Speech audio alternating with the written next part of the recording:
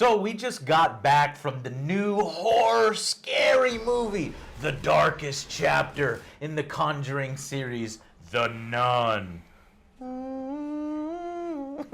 All righty then. I always remember Ace Ventura, Pet Detective 2. All right. Unfortunately, I have to report to you guys that The Nun is a bit of a dud. What do you think? Yeah, definitely. It wasn't that bad. Right. At the first, I'd say there's some good set pieces here. 5-10 minutes. The first 5 to 10 minutes were really, really strong. That was a much better film. Yeah. It shows you a little bit of history back in 1952, or maybe even before that. A little intro, 5-10 minutes, is the convent in this really creepy area trying to hold back an evil that is in the Abbey. And that is fascinating. It's interesting. And the whole film is supposed to be about that, but I feel like I missed that better film right there. Yeah, it spiraled out of control. Then the demon started doing stuff and kept showing up and then kept showing up to the point where it stopped being scary because you just expected the demon to constantly show up in every single scene. And I like when they show, but you have to hold back some stuff. Yeah. And at this point in 2018, you have to do something with your horror films that really scares your audience or does something different. This has all of the jump scares, which I have no problem with jump scares, as long as you set it up with the correct suspension and tension. I got no tension. I got an RSVP letter for every jump scare. It's like, oh, will you be attending this one? Oh, great! It's showing up in 5 seconds. Yeah, pretty much. And some of them were spoiled in the trailer. Yeah. Booga booga. So yeah, and it just kind of gets wrong. How do you mess up? Because I think the concept is fascinating.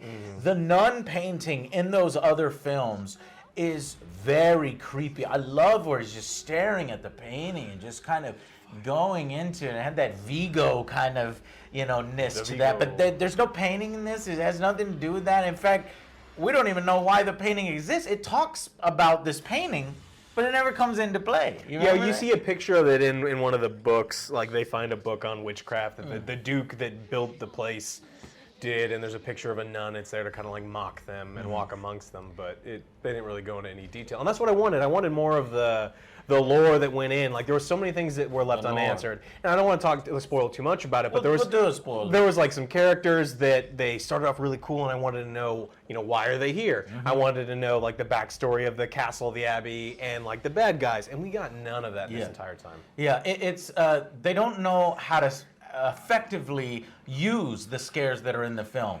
People flying off into the distance, into the darkness, it's not really that scary. Somebody screaming in your face, it's not really that scary. You have to do a little bit different things than that. There was a lot of like, the demon would run his fingers and like act like he was grabbing, but it just looked like he was just putting his hands on your face until you're uncomfortable. And he's like giving you a face massage, and he's like, are you uncomfortable yet? I'm a demon. That's good, nun. I'm a demon. Oh, nun, that feels great. And so they would do that. But then they'll turn around and throw somebody across 30 feet into a pillar, or like snap your fingers and then someone is literally buried alive, and there was no reason for it. Yeah, the film had a very odd pace, and structure just seems to be willy-nilly, just going anywhere.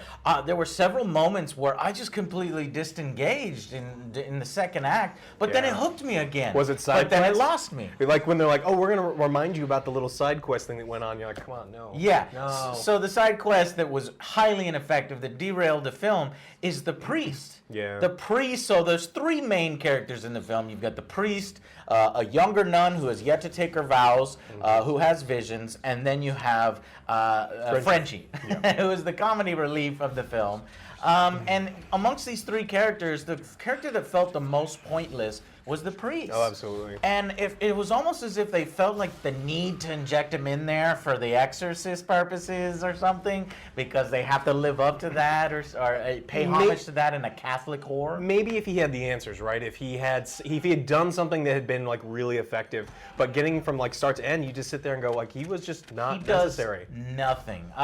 Thankfully, strong performances come through from the nun character, this nun who is yet to take her vows. She is the audience. We're discovering this creepy Abbey.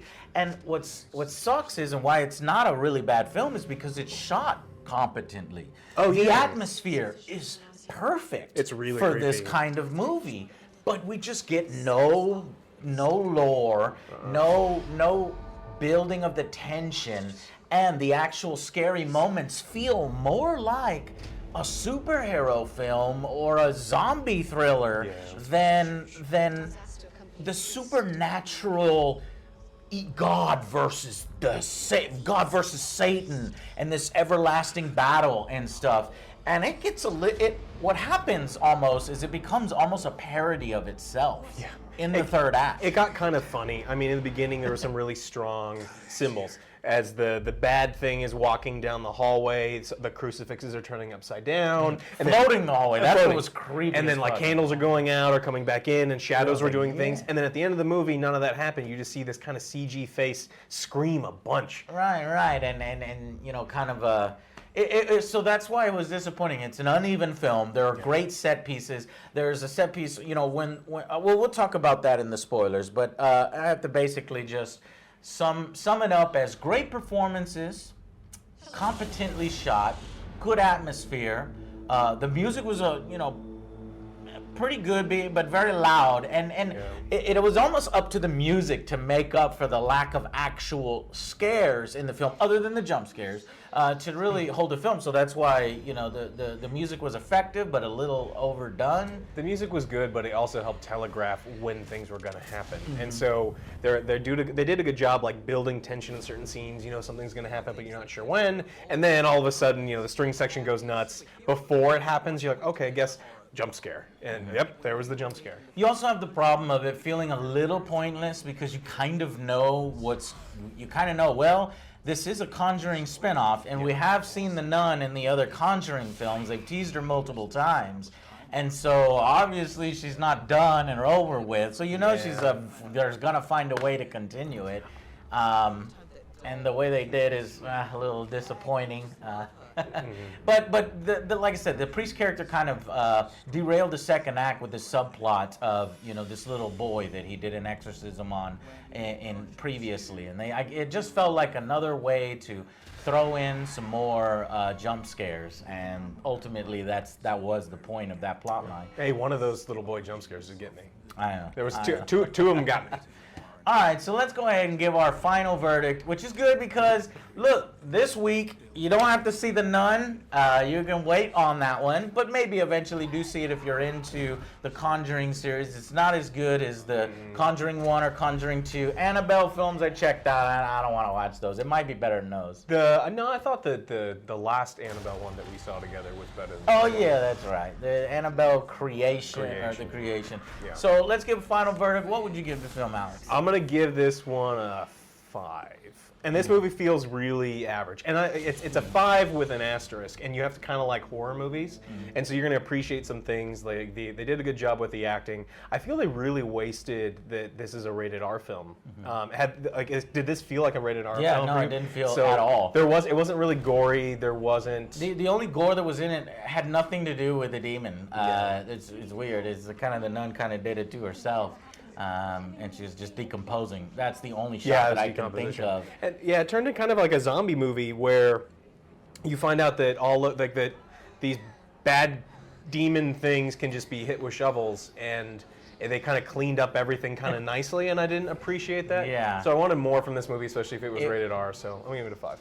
Yeah, and I agree with that. I want to give it a 5 out of 10 too as a final verdict. Yeah. It claims to be the darkest chapter in the Conjuring pantheon, but actually it's almost the funniest. They really do push the humor with Frenchie. Frenchie has so many moments of humor in the film that I could tell it was sort of breathing moments for the audience because maybe the director or the studio felt like it was getting a little bit too much, and I wish it stayed on that path. I wish it went much darker, and I wish it went with a completely brutal ending, but it didn't do any of those things. So if you'd like to save your money, definitely save your money. Spend it on Spider-Man this week and play that to hell and back, because The Nun and Peppermint also I saw had a really bad rating.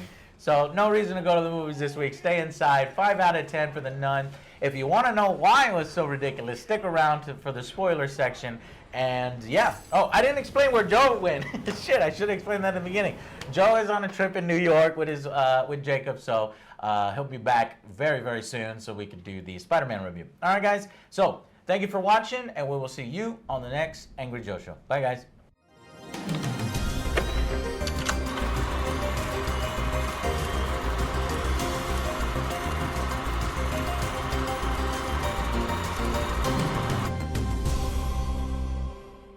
Welcome to the spoiler section. So another problem with the film, and where I said it was like willy-nilly, is throwing everything in, and it kind of really is, man, this you didn't need to like show some of the flashback scenes of World War II bombings, and so this film had World War II bombings, it had the blood of Jesus Christ, it had super relics, it had the tectonic knights, these and these knights, you know, hacking demon kind of things, and a lord who was trying to resurrect Valak is the demon's name. So the nun isn't a nun; it's a demon in disguise as a nun. And all of what he was describing happened in about 10 seconds. And that's the problem. It happened about 10 seconds, and so the other things they're focusing on just wasn't as satisfying. What happened? That seems like a crazy film. I would like a kind of film if like they that. fleshed it out, but what happened is they gave us nothing. Like, we don't know. It was a big deal. It was supposed to be a big deal that this unvowed, she's like a novice, or she's a pre-nun, and the pre-nun gets sent on this mission, and they kind of make it out to be something secret, like the Vatican knows why she's going, and there's some clerical error, but they never flesh anything out. And so what happens is there's like a flashback scene within a vision, because all the nuns are actually dead. There are no nuns in this movie other than the pre-nun. Yeah. All of the nuns are dead. I mean, it's so stupid, because like you would have left right away. Oh, like at the beginning when when the priest he gets called out, or he's following.